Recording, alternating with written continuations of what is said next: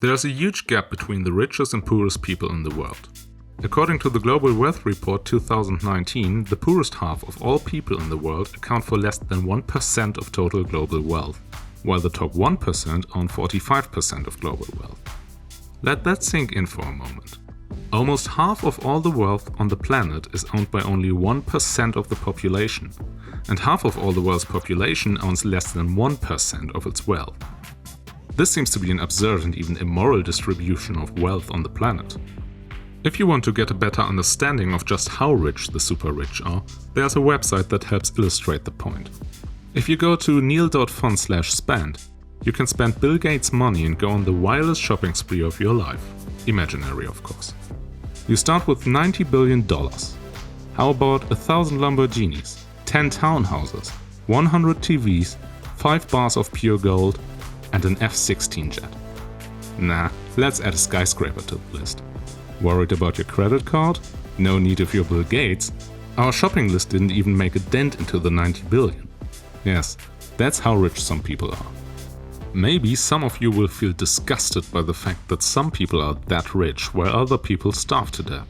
We all agree that it is morally bad if people don't have enough money to buy food, clothes or medicine.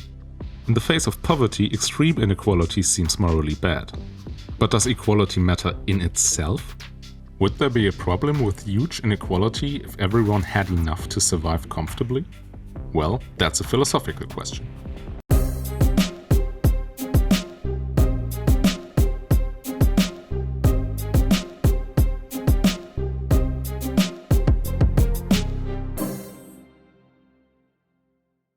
Economic inequality is a crucial topic in many political debates, especially in the current US election.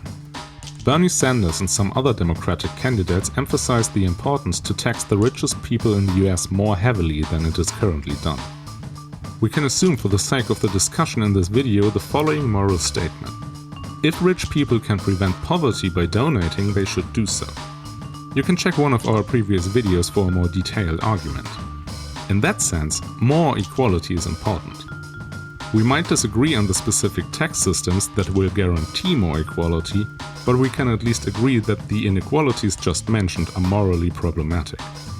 But another claim that both philosophers and ordinary people often uphold is that equality is important even if everyone has enough resources to live on. Among philosophers, this position is called egalitarianism and states that equality is intrinsically valuable.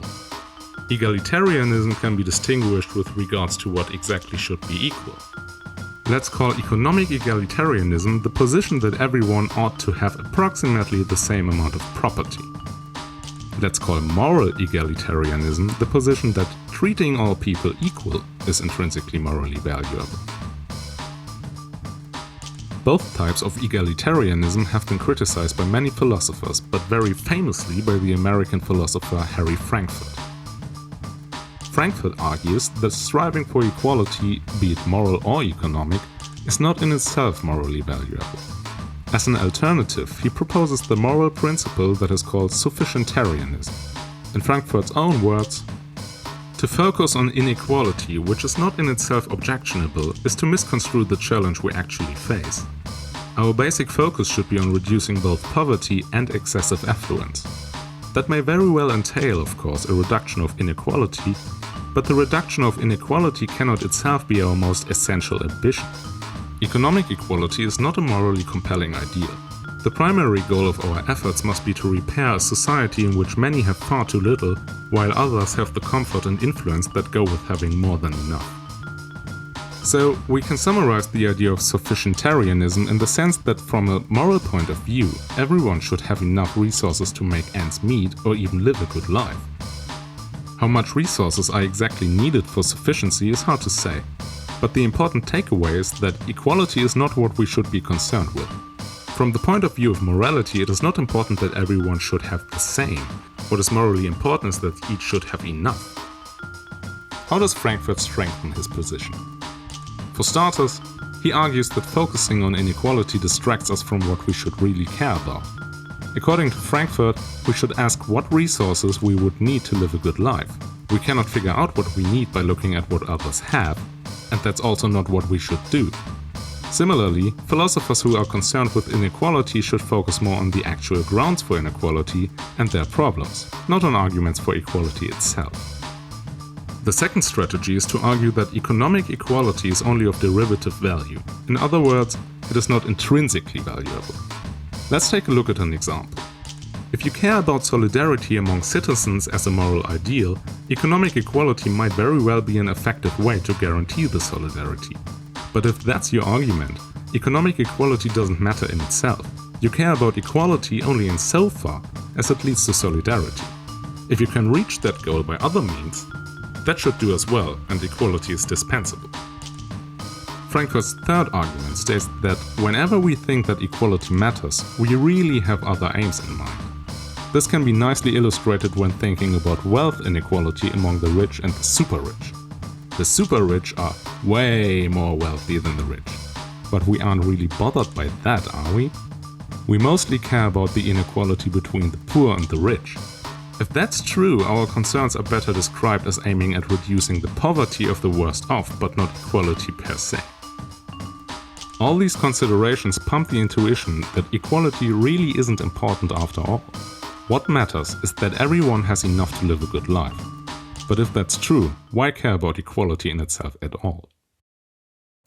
Can Frankfurt really explain all cases in which we care about equality by saying that these people only want that everyone has enough? That seems to be a very bold claim.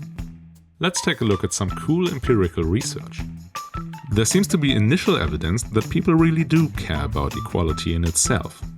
In some experimental studies, experimenters gave children the task to divide a certain good, such as erasers, to other children. When the children had 6 erasers but only 5 people to give them to, for example, they would ask the experimenter to throw away the 6th eraser, so that they don't create an unequal distribution. And they even did so when the children wouldn't know how many erasers the other children got and that the distribution was unequal. How cool is that? Instead of giving some people more, children will actively try to throw away stuff. If that isn't a preference for equality, what is? Furthermore, in a large study across 15 cultures, people are willing to punish those who divide resources unequally. Punishment in these studies was costly for participants. For every punishment they gave, they had to invest some amount of money which they otherwise would have kept after the study was over. And still, people were perfectly fine to spend some money to punish individuals who made unequal distributions. This seems to be additional evidence that people really do care about equality. But there's also evidence to the contrary. Christina Starmans, Mark Shaskin and Paul Bloom summarized the research in their 2017 paper Why People Prefer Unequal Societies. When asked about wealth distribution in the US, Americans show 3 interesting responses. First, they vastly underestimate the actual inequality in their own country. Second, they want wealth distribution to be much more equal than it is in the current US.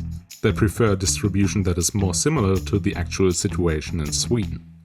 Thirdly, most people prefer slightly unequal societies, even when having the chance to choose completely equal societies.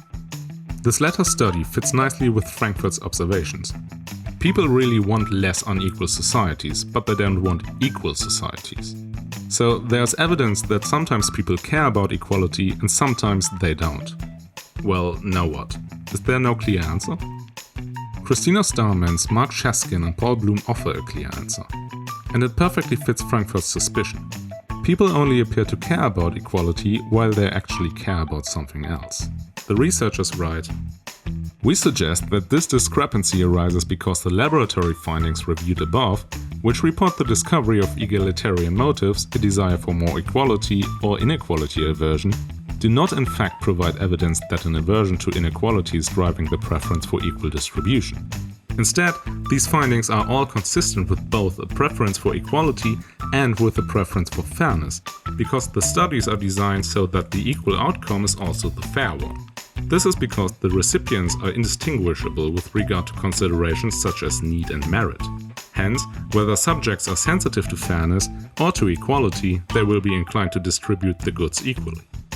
Thus, equality of outcome only appears to be important because fairness considerations also, and independently, favor equal outcomes.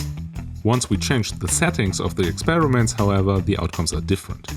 Let's take another look at the experiments where children were asked to distribute goods. When they were told that one of the other children in the experiment worked harder than the others, they insisted on unequal distribution, even when equal distribution of resources was an option. Participants in other studies also didn't care as much about inequality when the inequality was the result of chance or luck, such as a lottery. There only seems to be a problem when people distribute resources unequally without having a reason to do so. So Frankfurt's claim seems to be backed by the empirical research. People only care about equality in cases where equality is also fair. If there are any valid reasons to distinguish between what people should get, for example hard work, talent, moral considerations, etc., then people stop to care about equal distribution. Okay, so Frankfurt's claim against economic equality seems valid. But what about his claim that even moral egalitarianism doesn't matter? This might even seem more absurd. At least in moral and legal cases, equality seems to be valuable in itself, doesn't it? We demand that all people are treated equally in courts of law, and most modern societies hold that all people have the same fundamental moral value, in terms of dignity or rights. If egalitarianism is wrong, Frankfurt needs to explain where we seem to care about equality in those cases. And Frankfurt does offer an interesting response. He proposes to distinguish between equal and respectful treatment of people. Respectful treatment entails that we treat people impartial. Impartiality in turn can explain why we seemingly care about equality without subscribing to the view of moral or legal egalitarianism. Treating people with respect precludes assigning them special advantages or disadvantages, except on the basis of considerations that differentiate them relevantly from those to whom those advantages or disadvantages are not assigned. Thus, it entails impartiality and the avoidance of arbitrariness. To illustrate this point, Frankfurt responds to an argument offered by the philosopher Isaiah Berlin. Berlin tries to convince us that equality has primacy over inequality. If we have a cake and are asked to distribute the cake to 5 children, we ought to give every child an equally large piece.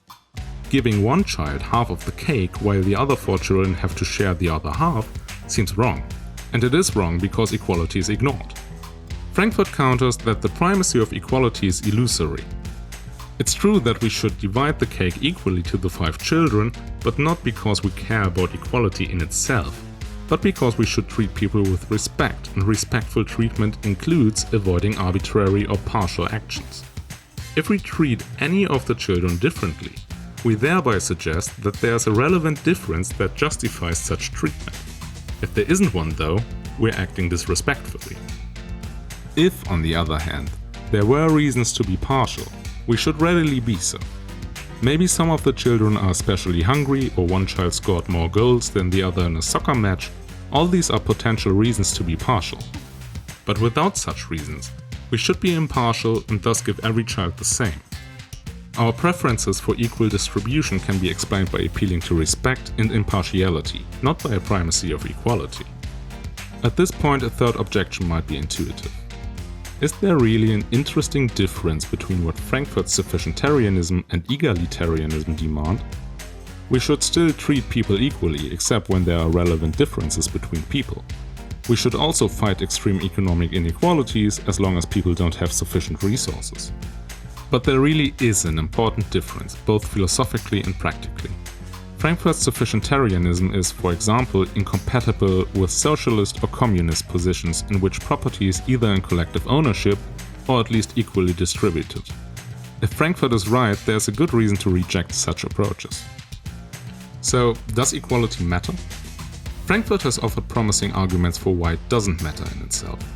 With regards to economic equality, people seem to be more concerned that everyone has enough to get by well, and that fairness considerations are fulfilled.